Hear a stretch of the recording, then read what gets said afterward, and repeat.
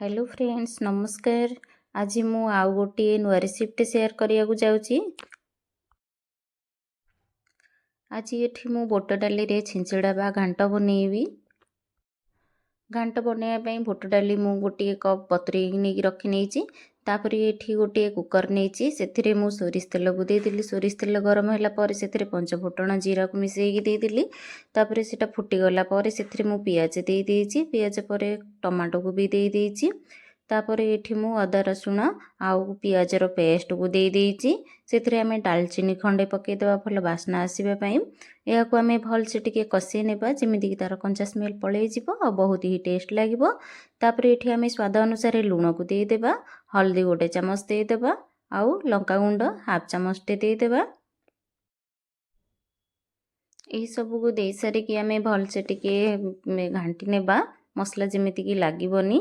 तापर ये आम जेकोसी मसला आपड़ खाऊे चिकेन मसला गरम मसला डालचीनी पाउडर सब मसला को दे देकी भल से एमती टिके कषे नेबा।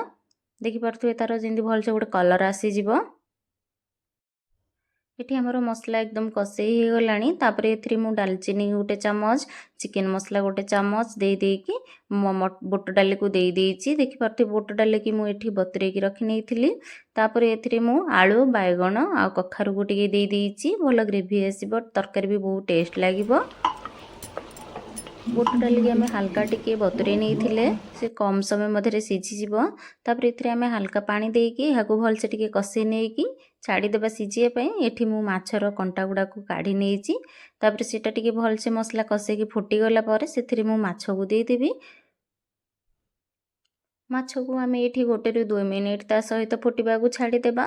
देखिपे केते सुंदर भाव में आमर बुट डाली घांट रेडी हो गला। से आम टिके भल बास्ना आसापी धनिया पत्र टिके देदेबा।